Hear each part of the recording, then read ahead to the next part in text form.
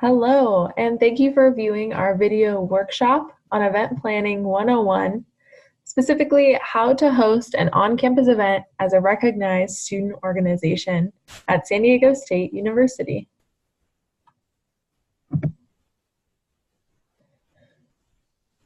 In this presentation, our objectives are for you to understand how to navigate and use the Event Application System, or EAS, discuss logistical items and policies to consider when planning an event, and help you learn about promotion and marketing opportunities specific to SDSU. To begin, we're going to discuss the Event Application System, or EAS. The EAS is San Diego State University's event planning and approval system for all on-campus student organizations, departments, as well as off-campus community members. Some specific EAS requirements for your student organization include that all recognized student organizations, or RSOs, are required to submit all on-campus events that they are hosting at San Diego State. Number 2, the officers listed on an approved and recognized RSO application are the only people who have access to the EAS system. So therefore, in order to access this system, you must be listed as an officer on a recognized RSO application. Number 3, the event planner, or the person who fills out the EAS request, will serve as the point of contact for the event and should be attending.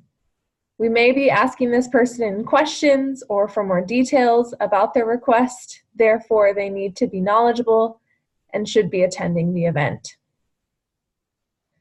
Number 4, all EAS applications must be submitted 21 days in advance of the event. That is 21 days, not business days, but total days prior to the event. This deadline of 21 days will be changing after spring 2019. Please be sure to look back at our website or for more videos such as this to learn about that change. Number 5, major campus events or complex events should be sent in much sooner than 21 days in advance.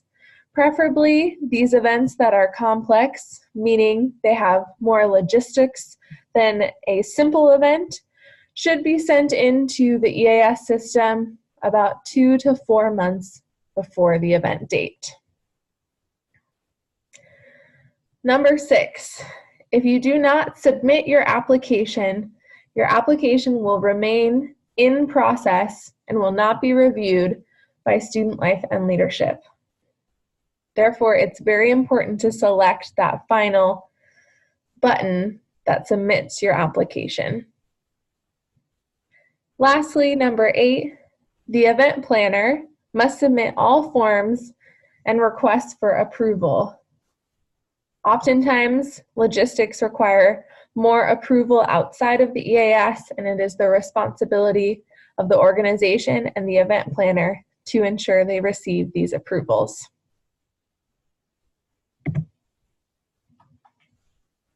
Now that you know the requirements that come along with the EAS system as a recognized student organization, we're going to talk a little bit about how to complete an EAS application. First, you will find the EAS system on our website, sll.sdsu.edu. From there, you will click on the Event Planning button on the main menu, which will lead you to a page that goes over many of our event planning policies, procedures, and forms. From there, you will click Go to Online Event Application System. This will take you to the login page where you will use your SDSU ID credentials to log into the system. Step 2, you will fill out all event details and answer all logistical questions on the EAS form. If you're unsure how to answer any specific logistic question, We encourage you to select yes to the question and write in the details. That way, one of our student life advisors will have the opportunity to review and give you further direction if needed. Lastly, step 3, you will press the Submit for Approval button to finish the EAS application. Some important information to note once you submit your EAS application is that you will no longer have access to edit the event once you submit it. If you do have questions or a change to make, you can contact our office or the appropriate student life advisor. Additionally, you will receive a confirmation email when you submit your event that includes the EAS number assigned to that event. You can see an example of this email on the screen. The EAS number is how we track all of our events. Therefore, it is very important for you to keep track of this number as well. Your advisor will also receive this email and can reply to give their approval. It is important to note, advisor approvals are required for all types of event, excluding simple tabling. Once your event is submitted, it will be assigned to a student life advisor who will review your event details and may contact you with questions or updates. Once your event is approved, you will receive another automated email from the EAS system with the details of approval and potential stipulations depending on the event. Now we're going to discuss a few key event logistics that you need to think about prior to submitting an EAS request. First, choosing a venue and a specific event type will help you fill out the EAS request. As a recognized student organization, you have access to many on-campus spaces for little to no cost. The first type of events are outdoor events. The first is outdoor tabling. Outdoor tabling is the most basic type of event that we have that really includes one table or one canopy and is typically for recruitment or information purposes. Again, this is the only type of event that does not require advisor approval. The next type is outdoor tabling with exceptions, and that exceptions is really any activity that includes more than just information distribution, such as food sale or ticket sale, having music, or more than one table. The next type of event is outdoor activity. That truly means any activity other than tabling that takes place in an outdoor space. Some examples are a rally, barbecue, charity event, or speech on the ENS field. These tabling locations and outdoor activities are all assigned by Student Life and Leadership and reserved through our office.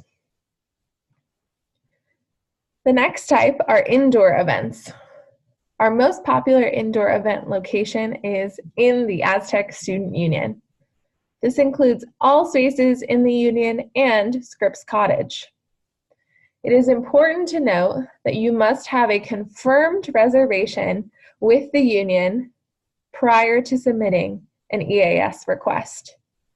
You can find more information about their reservation procedures at their website listed here.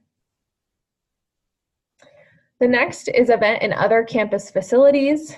This includes a variety of different facilities on campus that would not be in the Union and would not be considered a classroom.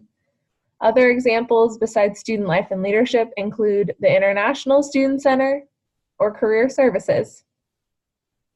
Similarly to the Union, these spaces also require a reservation with the specific facility prior to filling out an EAS request. The next type of event is in a classroom, And as you might think, that is any activity taking place in a classroom. It is important to note that classrooms do not allow food. Lastly, reoccurring meeting is the other type of event that you can have indoors. This means that there is an option to add all of your reoccurring meetings onto one EAS and have that approved and confirmed all at the same time.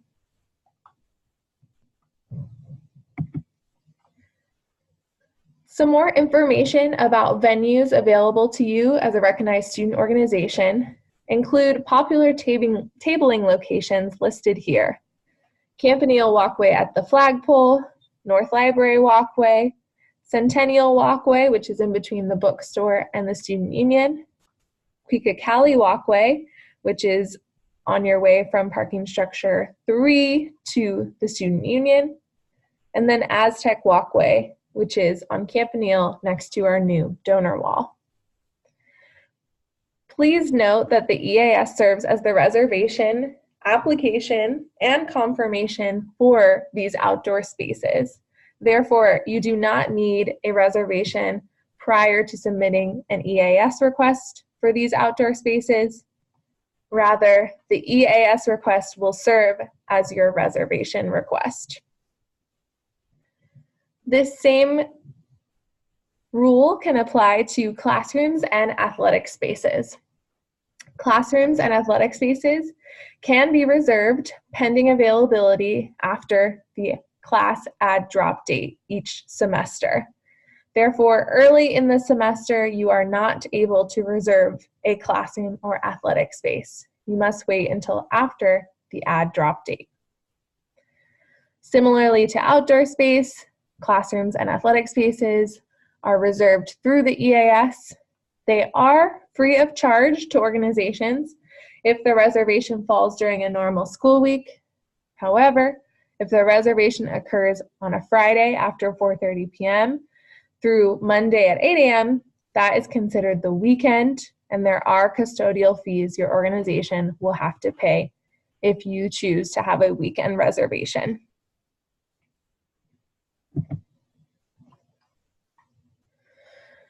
Moving now to important policies and procedures that often our student organizations on campus need to know about. The first is in regards to SDSU catering. SDSU Catering is the exclusive caterer to San Diego State University. They have a wide array of food options that can be found on their website listed here. You can contact SDSU Catering at least 5 days prior to your event to create your order. However, if you are not using SDSU Catering, there is a policy on campus that you need to complete a catering waiver approval form that must be submitted 21 days from the date of your event. This catering waiver approval form needs to include a written official catering company bid from the off-campus source you are using, or if you are purchasing items from a grocery store, you need to include a list of individual items being purchased. If food is not prepackaged from a grocery store, the following items may be requested. Please note that these items are not always required, and that it is important for your organization to work with SDSU Catering to receive this approval. All catering waivers can be emailed to cateringwaivers@sdsu.edu, and you can contact catering via phone at the number listed below. Additionally, another campus department that works closely with student organizations on approving events is Environmental Health and Safety. Environmental Health and Safety serves as our campus health department. An important form that this department approves is the Temporary Food Facility Operator Permit. This permit is required for all events where food is being served. Even if that food is being served by SDSU Catering, this Temporary Food Facility Operator Permit is required for your organization to be allowed to serve food on campus. Additionally, environmental health and safety approves several other event logistics, such as body art, having animals on campus, using paint on campus, or conducting bodily collections or testing on campus. There are a variety of different forms that go along with each of these logistic items. They can all be found at sll.sdsu.edu or on the EH&S Environmental Health and Safety website listed below. All forms for approval can be emailed directly to this office for approval. Then they will notify us here at Student Life and Leadership of that approval via the EAS system. If you have any questions, feel free to contact this office or visit their website at the information listed below.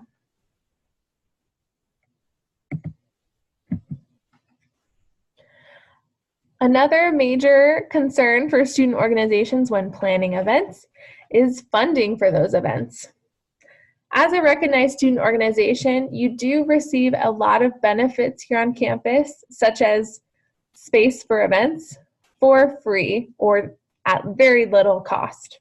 However, if you want to have more logistics at your event and more items that cost money, here are some ways that you can get funding for those. Associated Students has a variety of funding options, and you can find more at their website listed here. One of those includes the Campus Program Funding, or CPF. Your organization can earn up to $3,000 a year by applying for CPF. If your organization is interested in traveling, you can request up to $700 a year. That is also through Associated Students. If your organization is associated with a college council, you can request funds through the college council by contacting those representatives directly. If your organization identifies as cultural, there are also cultural-specific organization funds available through Associated Students. Lastly, the Student Success Fee and instructionally related activity funding can be found at their web address there and can be applied for in the fall semester. There are lots of ways to cut costs when planning events as well by being strategic and creative, potentially having ticket prices to offset costs, hosting fundraisers on campus, being a recognized student organization because, again, RSOs get a lot for free, and also collaborating with different folks across campus. Collaboration is a great way for your organization to offset costs, but also is a great way to reap other benefits. You can collaborate with other student organizations to co-sponsor events or put on community service partnerships with one another, to also host diversity and inclusion initiatives. They're also a great way to build relationships and meet potential new members. You can also find outside sponsorships with off-campus groups or businesses who may be able to fund your event, or you can work with on-campus departments, such as One SDSU Community. You can apply to co-host a One SDSU Community each semester by contacting us at sll@sdsu.edu.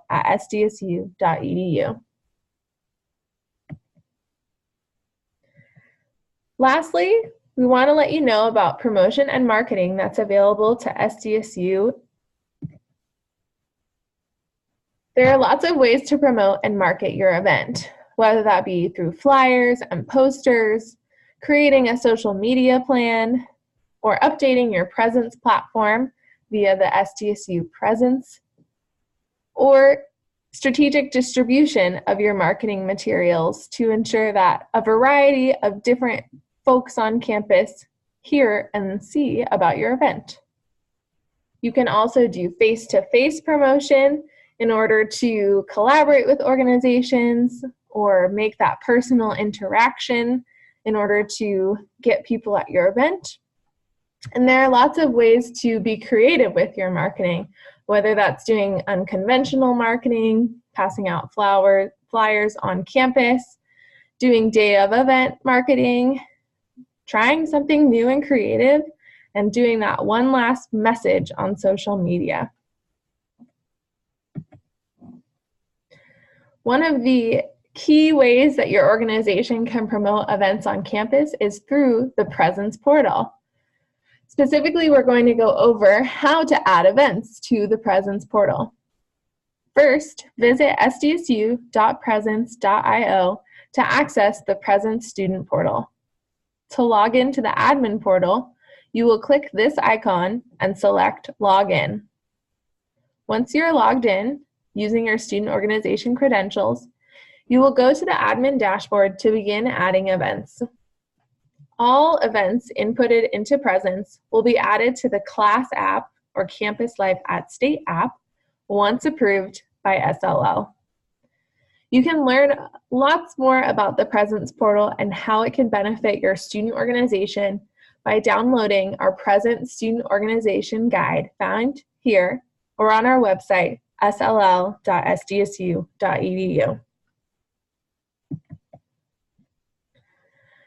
This was a brief overview of event planning on campus, including the EAS system and specific logistics that require approval on campus, including how to approve food that you might have at your event. Additionally, we went over Presence and how to add events there so that they show up on the Campus Life at State app. But if you have any questions or require any further information, don't hesitate to reach out to us via our website, email, or by phone. We are here and happy to answer all of your questions to ensure that you can have successful events here at San Diego State University. Thanks for watching.